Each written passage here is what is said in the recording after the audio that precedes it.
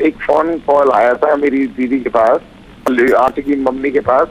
तो एक phone call था, मुझे भी ऊपर बुलाया, मैं भी आया। तो एक बात हुई, तो एक रमेश उन्होंने बात कराई थी। और ये एक कोई चाइल्ड हेल्पलाइन है इनका, खुला आश्रम करके। तो इन्होंने बात कराई थी, इनकी यहाँ बच्ची थी। उन्होंने बोला कि भजपुर जो बस स्टैंड है हिमाचल प्रदेश में, वहां मिली थी। तो हमको वहाँ एक राहत मिली। लेकिन आज जब हम आर्ची से मिले तो आर्ची से मुलाकात में हमें पता चला कि आर्ची को दो औरतें घर में से उठा करके लाई थी आर्ची को, और उसको उठा करके वो रेल में बैठा करके आर्ची को जिस तरह से सम्मोहन बोलते हैं वो किया हुआ था बच्ची से। उसी से ताला खुलवाया, और उसको जब वो आर्ची भागी तो उसे एक कार में एक आदमी ने और एक औरत ने डाल लिया था। फिर उसके बाद में उसे बेहोश कर दिया। फिर उसे पता नहीं, लेकिन एक रेलवे स्टेशन पर उसकी आंख खुली, जो रेलवे स्टेशन पठानकोट बताया जाता है। पठानकोट में पहुंचने के बाद आर्ची जब होश आया आर्ची को, तो आर्ची ने उन औरतों को देखा और खुद को एक अलग जगह पर पाया। तो आर्ची ने वहां से भागने का प्रयास किया और उन औरतों को चकमा देकर के वो भागी। तो एक बस सामने से जा रही थी, उस बस में वो बैठ गई और वो बस पालमपुर में जाकर के रुकी।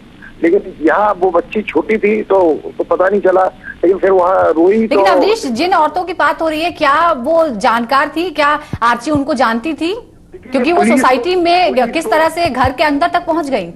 ये पुलिस को पता लगाना है कि वो औरतें कौन है, क्योंकि पुलिस अब तक कुछ इस केस में कुछ ऐसा नहीं कर पाई। क्योंकि आज एक बच्ची के साथ हुआ है जिसको घर में से बच्ची उठा लिया, क्योंकि घर में बच्ची सेफ नहीं होगी तो फिर कहाँ बच्चे सेफ होंगे। अब पुलिस को पता लगाना है कि ये बच्चे कोई गिरोह, एक हमें संदेह है कि एक गिरोह है। क्योंकि आज एक बच्ची आर्ची हमारी बच्ची के साथ हुआ है, कल किसी और बच्ची के साथ हो सकता है। हमारा भाग्य अच्छा था कि हमें आर्ची वापस मिल गई है, लेकिन हो सकता है कि कोई अनहोनी भी हो सकती थी।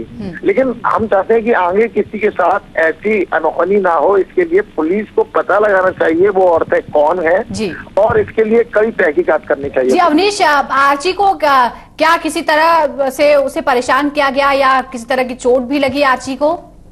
जी, जब आर्ची मिली थी यहाँ पालमपुर में, फिर उसके बाद में जिस हेल्पलाइन, चाइल्ड हेल्पलाइन में खुला आश्रम में वो आई, वहाँ उसको कोई परेशान वहाँ नहीं किया गया।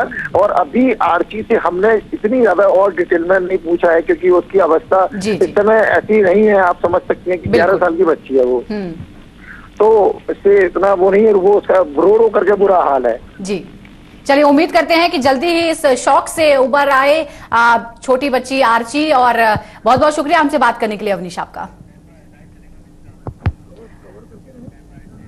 और इस वक्त